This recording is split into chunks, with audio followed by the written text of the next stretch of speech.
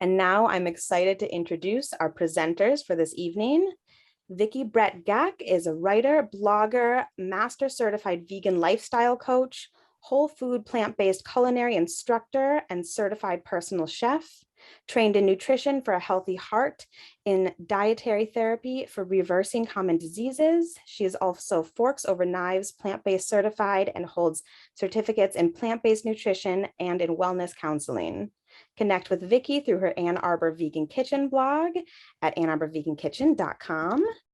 And Michele Gallo is a certified health and wellness coach, certified plant-based professional, ACSM certified exercise physiologist, and whole food plant-based culinary instructor. She holds certificates in culinary coaching from Harvard Medical School and the Institute for Lifestyle Medicine, ACLM Lifestyle Medicine for Coaches, T. Colin Campbell Center for Nutrition Studies in Plant-Based Nutrition, and is Forks Over Knives plant-based certified. She is conference coordinator for plant-based prevention of disease. And tonight, Vicki will be demoing her summer baked tempeh burgers, and Michele will be demoing an Encelada Azteca and a chocolate cherry nice cream. And thank you so much for both Michele and Vicki for being here with us tonight. We are excited to see you cook. Please take it away. And we're excited to be here. So thank you very much. I'm looking forward to this. And I'm going to start. I'm also looking forward to that free festival. I can't wait to get out and do something in person again. So I'm starting out with the Encelada Azteca. I love this for summer, like just for our house, for potlucks, picnics, and things like that. It's very easy to put together. So I start with 2 cups of cooked brown rice.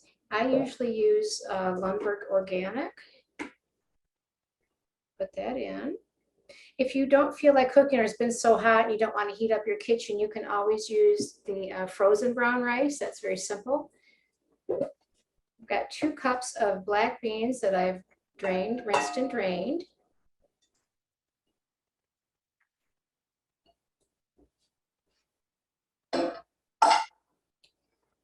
One large tomato, diced.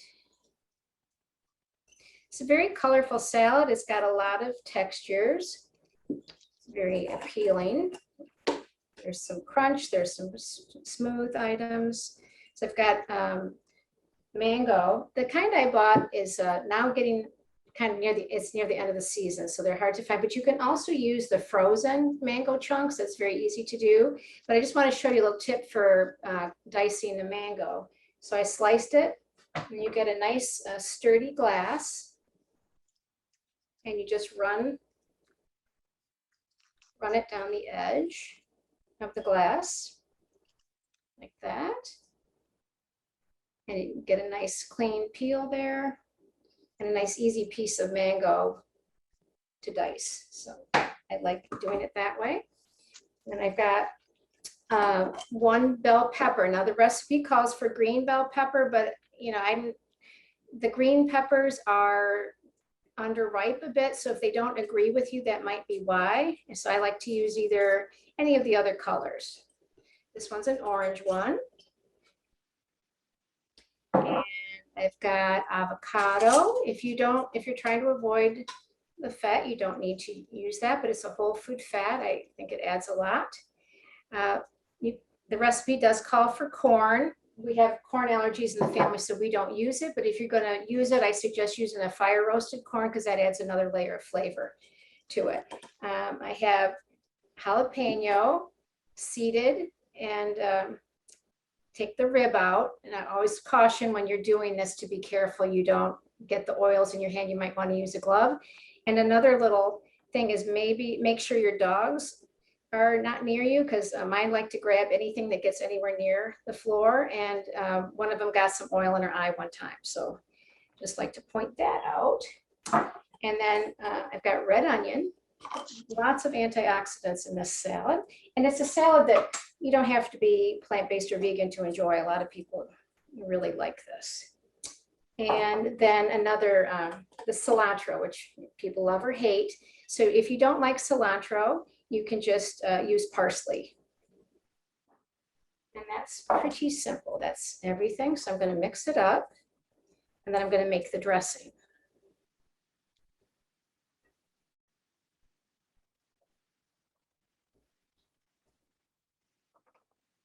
you can get an idea of how colorful that is.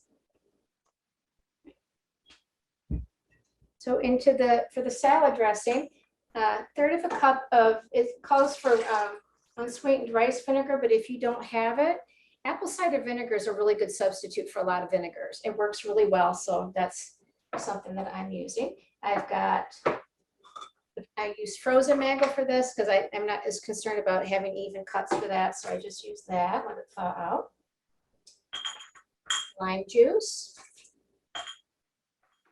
Agave. I don't use nearly as much agaves in the recipe, and I don't mind using it for this because there's so much protein and fiber and the whole food fat that it doesn't spike my blood sugar, or it doesn't affect the glycemic response so much.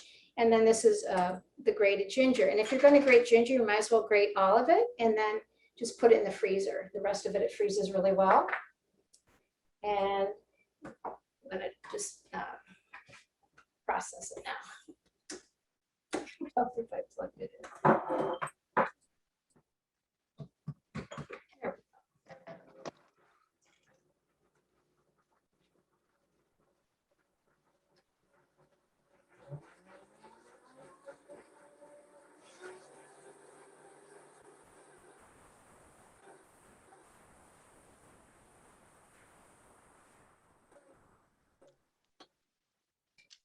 You can put some salt in the dressing if you like. I don't usually. I put a little bit more lime juice. Our sour taste buds are right next to the salty. So I use more citrus and things. And just pour it on.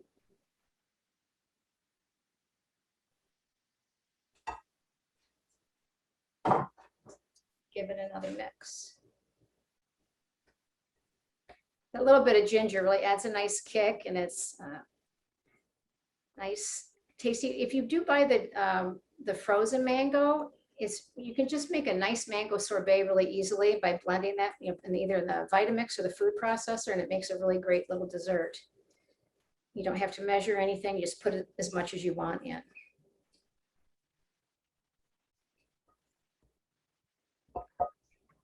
And there you have it.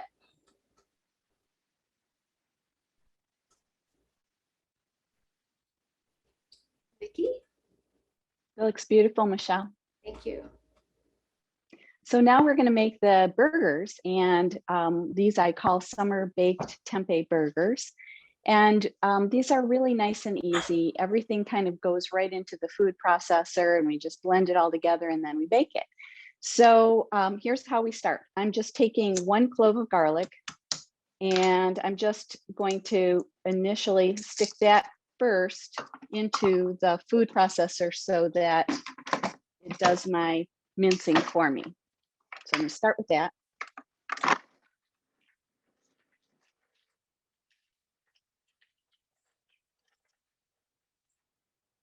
And now that I've got my garlic minced, I'm going to add everything else. And here's where we're going to go. We're going to add to this 1 onion, just roughly chopped. I'm really just quartering the onion. The rest will happen all in this food processor. And, a little extra onion is fine. This is kind of a medium-sized Vidalia onion, but something like that or any kind of onion you like will work. And then I'm putting into it 1 block of tempeh.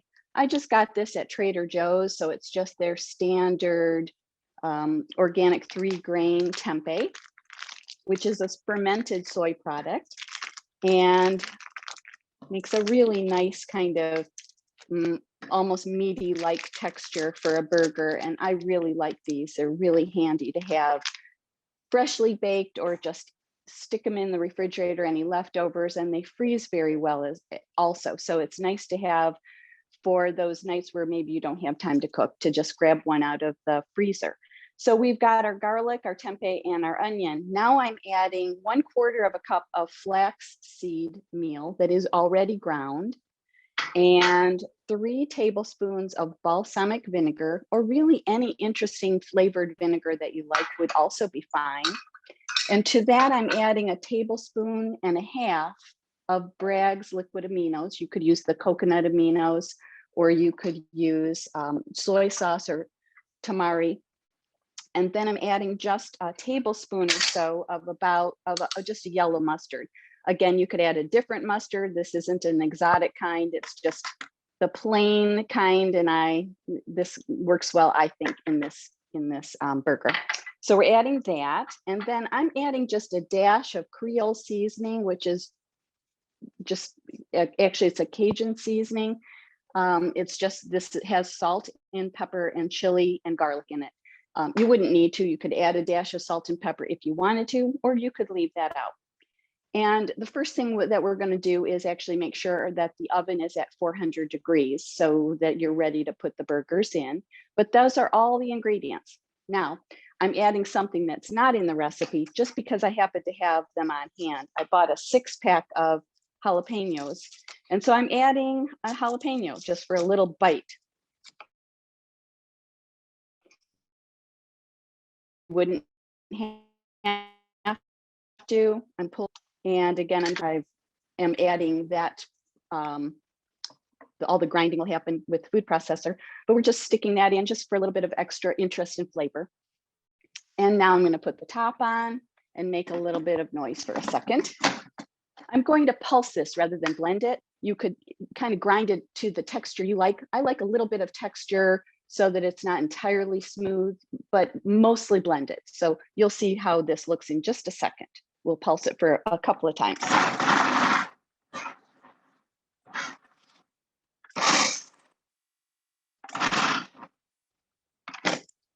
Yeah, just about there.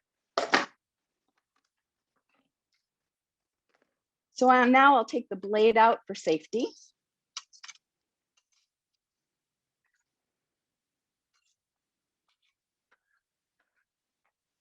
And you wouldn't have to, but I'm using gloves just because it's kind of messy as you start to make the mounds. And now I've got jalapeno in here as well.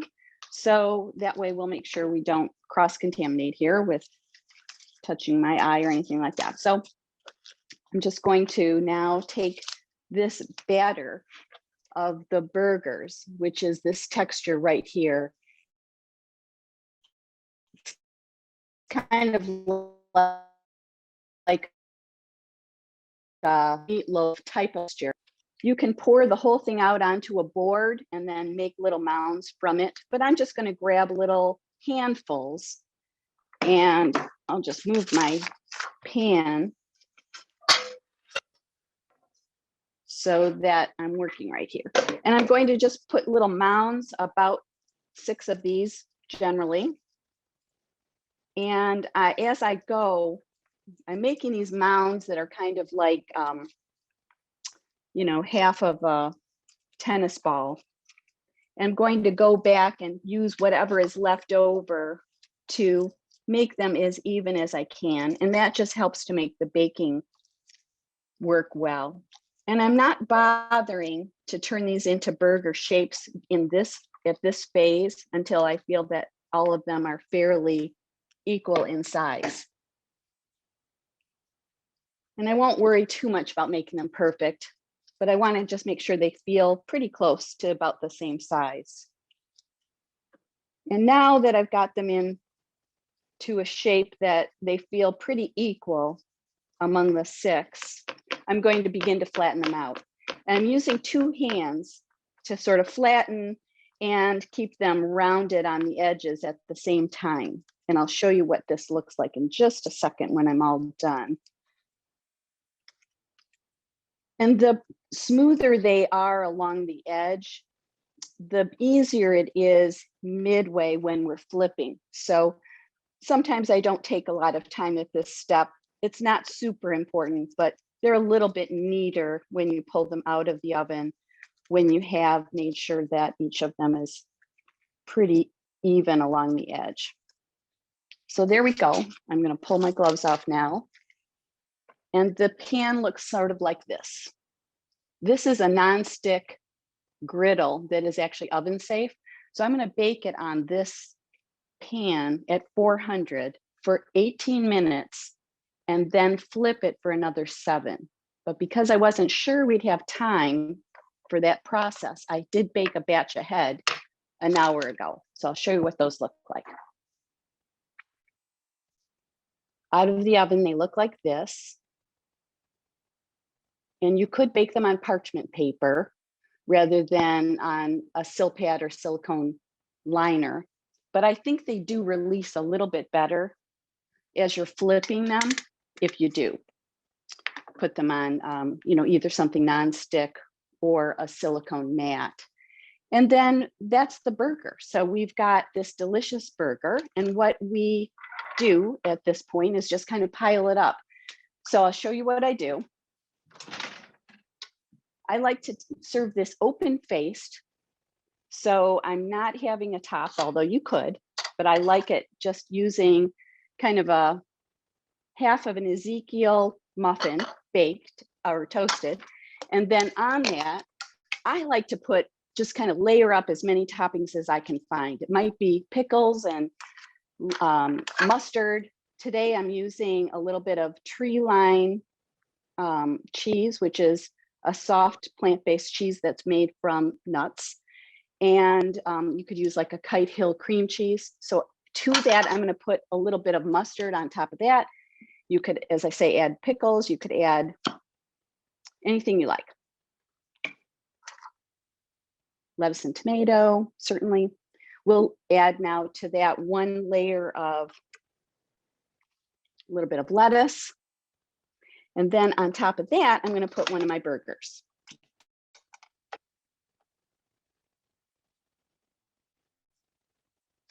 And this would be just great as is. You could layer some tomatoes on top, some avocado, whatever you like. But what I'm going to add on top right now is a ratatouille. And although I'm not making that right this second, I made it just a little while ago so I could show you.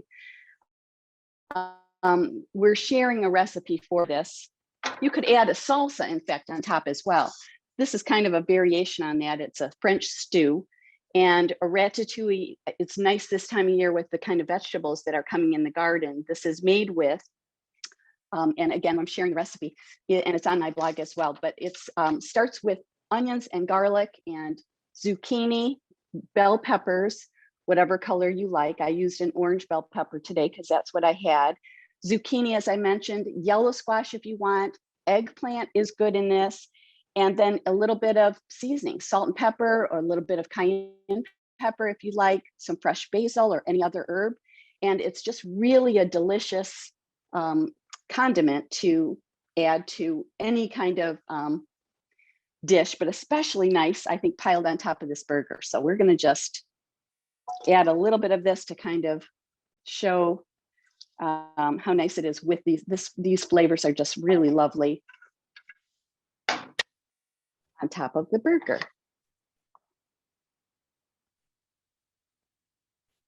And there you have it. Back to you, Michelle. That looks delicious. And how many of you want to just reach through that screen and grab it like I do? It looks really good. Right. Well, next I'm making a chocolate cherry nice cream. You've probably seen nice cream recipes. They're very simple. Bananas, some fruit. You can use just cocoa or cacao powder. It's very simple. A lot of people use a Vitamix. I use a food processor for a couple reasons. For one, I started making this way before I was vegan, vegetarian, anything. I found out I was allergic to dairy and I just wanted a frozen dessert.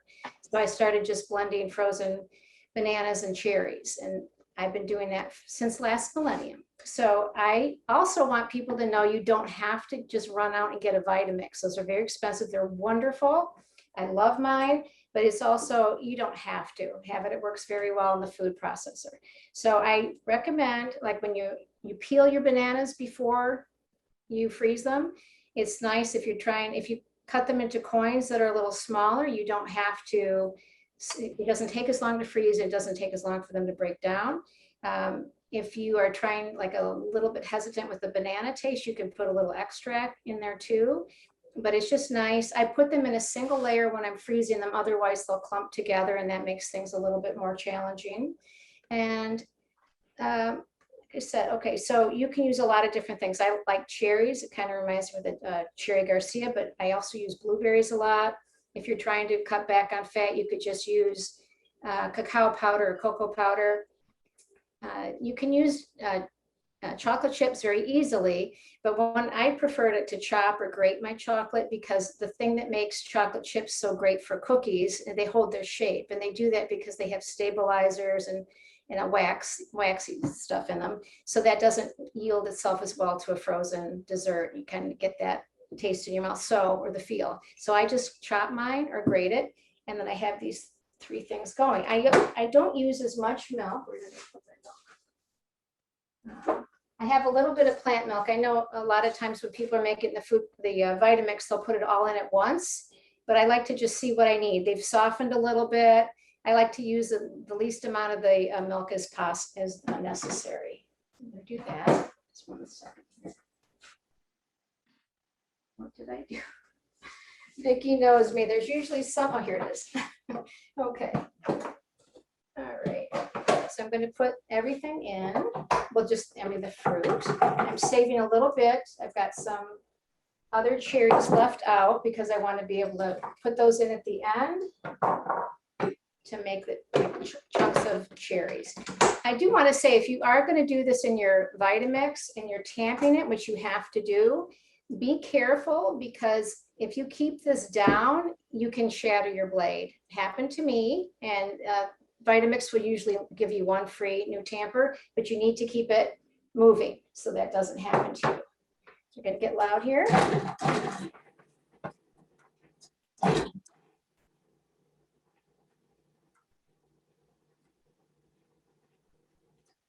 little milk in.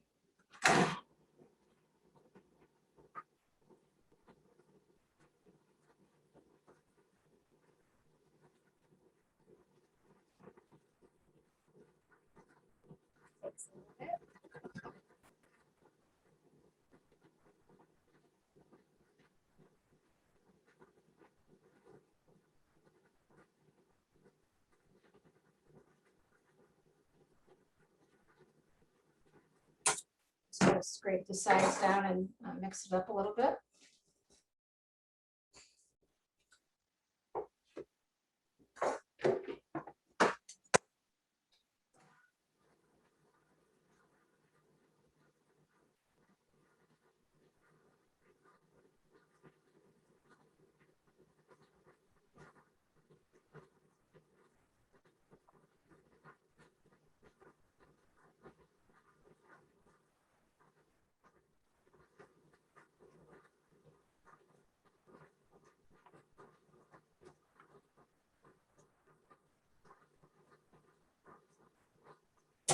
Try to break up that one little chunk here.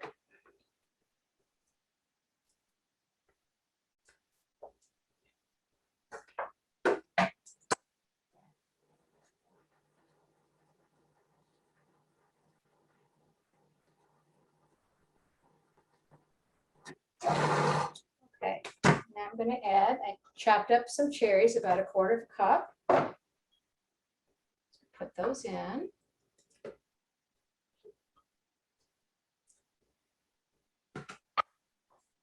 And the chocolate. Of course, you use as much or as little as you want. When I'm making this for my son, I use a lot more than I wrote down on that recipe.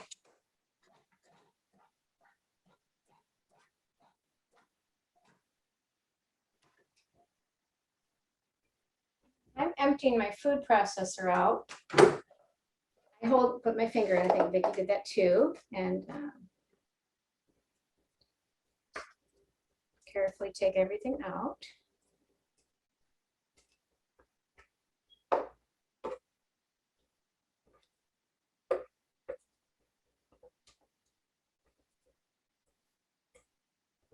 And an easy way to get the food off the blade is to put it back in. Give it a pulse. And it cleans the blade off. So it's a safer way too. I've got different, you can put these in a popsicle mold, a push-up mold, there are all sorts of molds, or the little containers, individual serving containers. You can have it available, like make a big batch.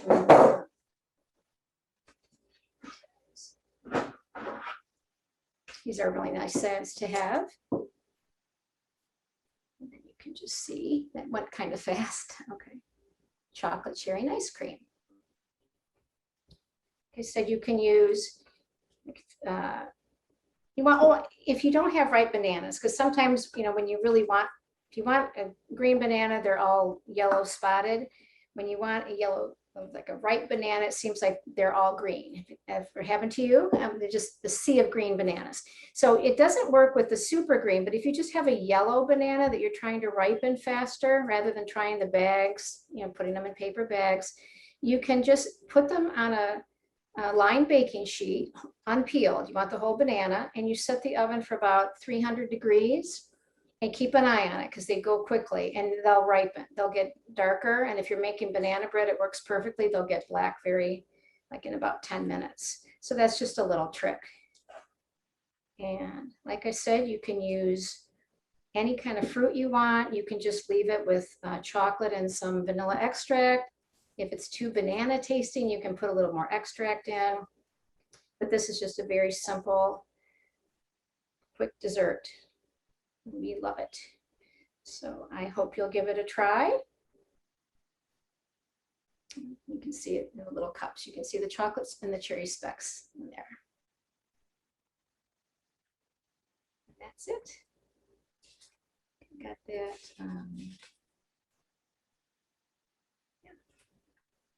Awesome. That was great. Thank you both so much. Michele, those were great tips, both about the bananas, and I think some people were impressed with your mango tip earlier as well, sliding it on the glass. That was very cool.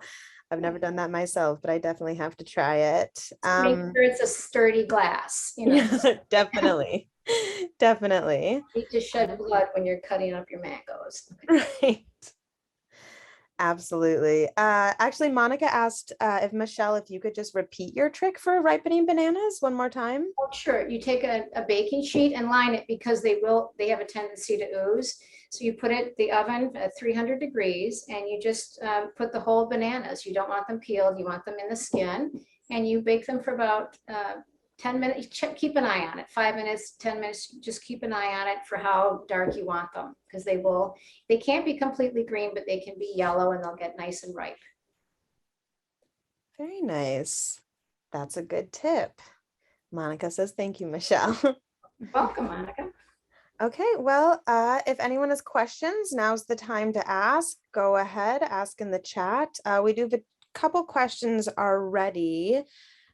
Just for Vicki, can you use tofu or anything different other than tempeh in the burgers? And also, does tempeh have like any specific health benefits of using that over a different type of like plant-based meat substitute? Those are great questions. And I would say that this works best with tempeh, although because it's really a primary ingredient here. But if you were going to use tofu, there's lots of recipes out there for, tofu loaves and using little mini muffin tin ways to make little tofu loaves and things like that. And I'm sure burgers as well, although I wouldn't recommend it for this one because usually although it's possible if you squeezed enough of the liquid out, it might work. I haven't tried that, and I wouldn't necessarily think it would necessarily be the greatest substitute for this. That said, there's lots of ways you can substitute if you choose not to have tempeh, to have other kinds of plant-based burgers, including black bean burgers and other kinds of burgers of that sort. I actually do have several other burgers on my website, a black bean burger, a Southwestern black bean burger that's nice.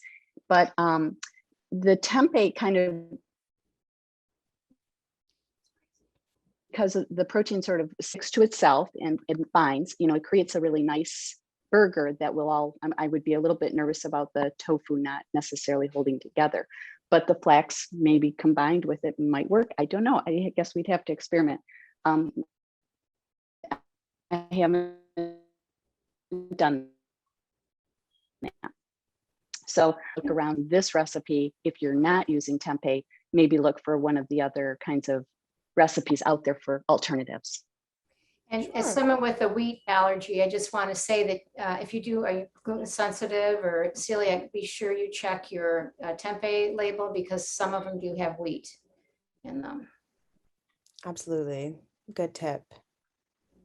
Okay, let me see. Michelle, for the nice cream, can you use any fruit other than bananas for the base? Have you done that? Like maybe For mango people or that something really else? don't like bananas, you can use mango for things, but then you've got to just make sure what you're combining it with is going to work. If it's some people, I mean, it's a different texture when they're frozen and processed. So if it's just a taste thing, I'd say like using an extract, more fruit, or a little bit of a sweetener if you want. But otherwise, the other substitutes I've seen is just the mango, or then people get into like a coconut milk. Okay, that makes sense. Also, just for the nice cream, can you store it in the freezer Oh, or yes. should you eat it fresh? Oh, Like if good you store it in question. the freezer, do Yes. you want it to? Yep. Yes, in the freezer, and sometimes just in the processing part, it might go a little bit past what you want. One of the things, you can store your containers that you're going to use in the freezer so that there isn't as big a difference. But then just if you put it in the freezer after you've made it, like when I make those put it in the little cups, I just take it out, maybe 5 minutes early, or maybe not that long, but just to let it soften a little bit. It'll just be really nice and creamy. Okay, Glad you very asked. nice. Mhm. Good tip. Yeah, I know I've definitely made nice cream before and it's gotten a little too mushy, so Yeah, that's just good. do That's a that good kind of tip. thing. Mhm. Um, let me see. Oh yeah, also for someone asked for the chocolate for the nice cream, what's the best way to chop the chocolate bar? Do you use a small knife or like a peeler to shave it? You can do that, and it's another great question. Thank you. You can use a chef's knife. Some people like a serrated knife. You can grate it, whatever works best for you. Sounds good. Let me see. It looks like the last question about the nice creams is just if either of you have any other flavors you really like making. I know, Vicki, you wrote a blog for VegMichigan that has some tasty summer treats. Let me see if I can find that and put that in the chat if anyone's interested. But any other flavor combos you guys recommend? I really like it with blueberries too. You get so many antioxidants in these things, and the blueberries have a different. I'll use the frozen wild blueberries, and I love it like that too. But whatever you like, whatever fruit. Sounds great. Yeah, cocoa's really good. Just adding a little bit of cocoa to kind of, and maybe a dash of vanilla. But yeah, all those fruits that Michelle mentioned, and pretty much any other, almost everything goes great with a combination of chocolate. And I really like to use a combination of berries as well as the cherries. And there's not very many I don't like. So I think I like most combinations of I actually really like bananas. I know I've worked with a lot of clients who just dislike that flavor, and I think mango is a great substitute. But yeah, to me, it's just a great base to add, whether it's chocolate or another fruit that has a kind of a dominant flavor profile, so that if you like the banana flavor as I do, it tends to kind of fall into the background as you add other things to it. So I think there's lots of room for experimenting. Could add nuts and nut butters and. Oh yeah. Thank you, Vicki, because I was going to say you can also add chopped nuts, but we also like the mixed berries too with that. So thanks for mentioning that. Great to top with granola. Michelle makes a great parfait with that. Oh, that sounds delicious. Very nice. Yeah, well, so I found the blog that Vicki wrote a little while back for the VegMichigan blog, just 4 easy dairy-free frozen summer treats that include mocha ice cream, strawberry banana ice cream, apple sorbet, and tropical fruit popsicles. So I put that in the chat box, the link to that, if anyone is, craving some tasty summer treats. So definitely check that out. Thank you. Of course. Let me see. Okay, to Vicki, what did you use for the burger buns?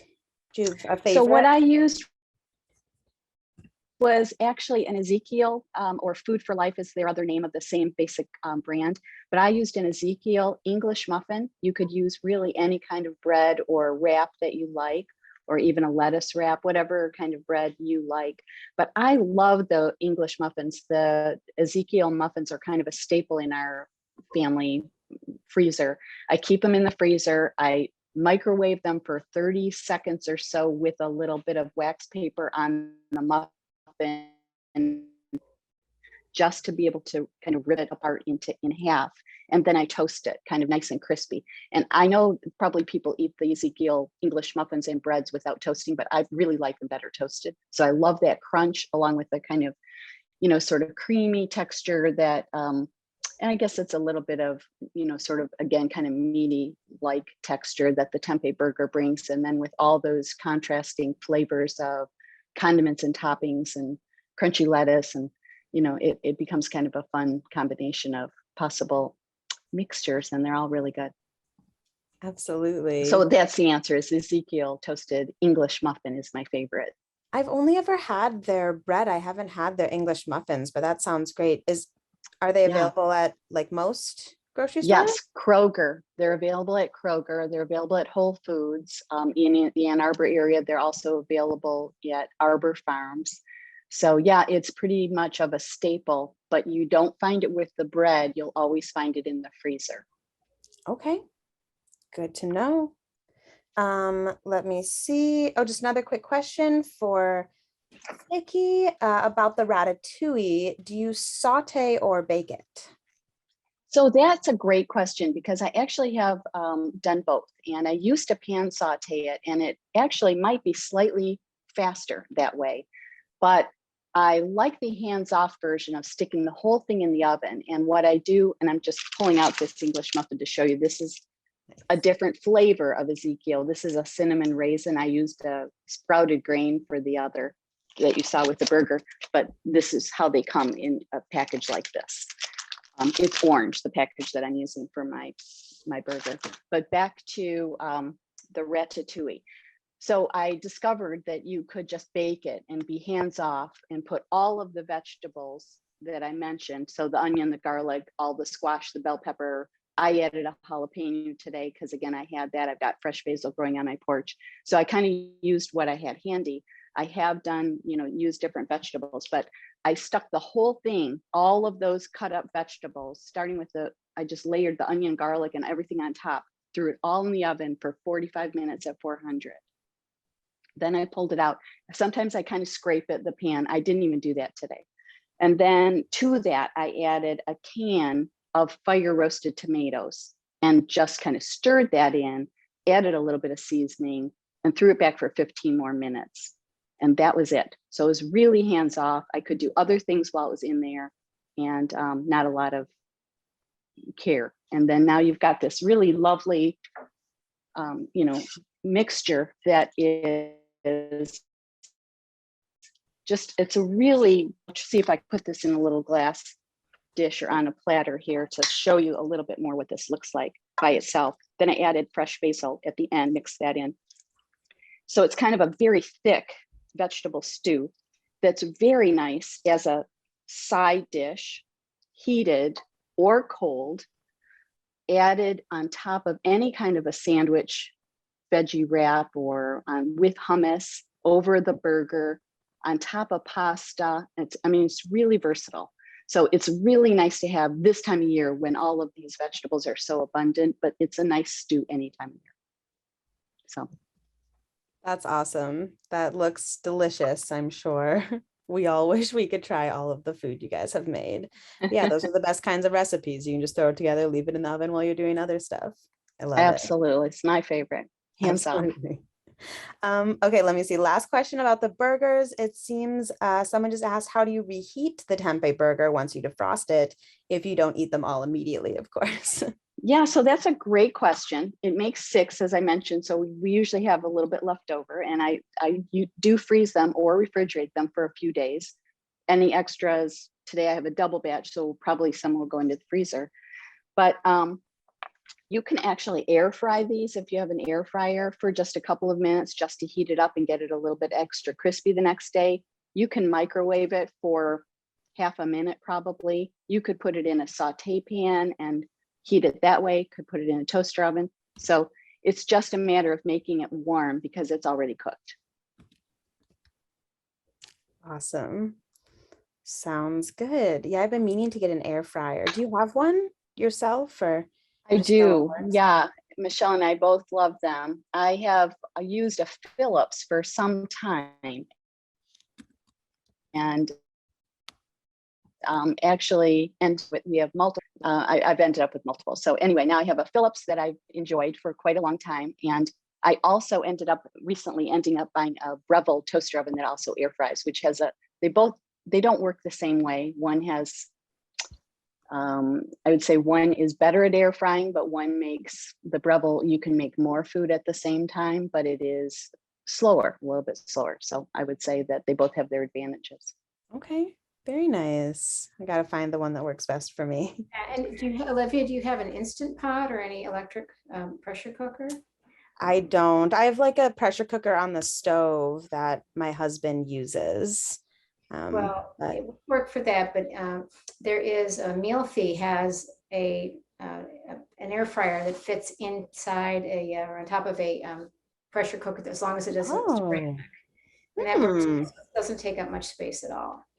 very Actually, nice. Instant Pot makes one as well now for their Instant Pots. I was able to get that for my son this year, along with an Instant Pot for Christmas. But now Zabor, I use Zabor multi-cooker pressure cookers, and they make one too. So I think it's becoming a really popular way to save space and turn your pressure cooker into an air fryer too. Yeah, Very nice. Yeah, that's a smart idea. I do have the Instant Pot one too. This is a little less bulky. Got a nice tray and Very nice. Cool. Yeah, I definitely have to check that out. Cramped for space, I think, because the box they got the Instant Pot one is like it's the same size just about as the Instant Pot. So I think this one is a little bit for me. Like I've got a pretty smaller kitchen that I have my appliances scattered throughout, but I like this. Definitely. Michelle, do you like the Mealfie? Do you like the Mealfie better than the Instant Pot top? No, I'm saying for space. Yeah, this is a little less space. So for people that don't want a lot of, a more bulky equipment, I think that's a nice one. Absolutely. Yeah, I definitely have to check that out. I have a smaller kitchen too, so that's a really good tip. Awesome. Let me see. I think we just have maybe two more questions. One is, I think, primarily directed at Encelada Azteca. Someone just said suggestion for those of us that can't do spice, like jalapeno. Would you recommend just leave it out? Yeah, so that's a good, and really make anything that we do, Vicki, I'm sure feels the same way. Make it your own, what you like. It's nice to try different things, but if the jalapeno, if it's too spicy, even removing the seeds and the ribs, you just don't have to put it in. And if, like I said, you can use parsley instead of cilantro, just any way, just make it whatever you enjoy. Right. Absolutely. Okay, well, last question. This is just for me. I'm just curious if you both have like a favorite thing about being a plant-based culinary instructor. You both do such a good job, and I know you've done many cooking demos over the years. What do you love about it? Well, that's a great question, Olivia. And I would say that one of the most enjoyable things is helping people become a little bit more confident in experimenting in their own kitchen. So it's fun to help people get the tools they need to enjoy this food at home. And that's how I feel too. One of the nicest compliments I had after class was someone who thanked me saying that you make me feel I can do this. And that's what we want. We want to make it, you can do it and find ways, to work around so that it is possible, and you gain some self-confidence and you can do more and more. That's wonderful. That's really great. Awesome. Well, it looks like that's all the questions. So thank you so much, both again, Vicki and Michele, for the wonderful demo. Again, I'm sure we all wish we could actually try the food for ourselves. hopefully someday soon we'd be able to do that. And yeah, thanks so much. And I hope everyone has a wonderful night. Thank you. Thanks for having us. Thank you for Great to be having with you. us. Appreciate it. It was great. Bye, everyone. Thanks. Bye.